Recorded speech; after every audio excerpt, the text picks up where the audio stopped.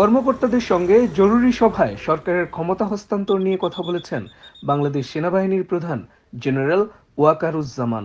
দায়িত্বশীল একাধিক সূত্র এ তথ্য জানিয়েছে।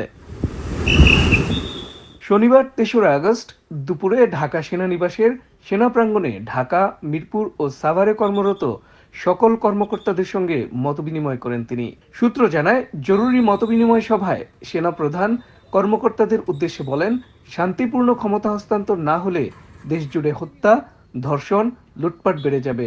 তাই ক্ষমতার হস্তান্তর হলে তা শান্তিপূর্ণভাবে হতে হবে।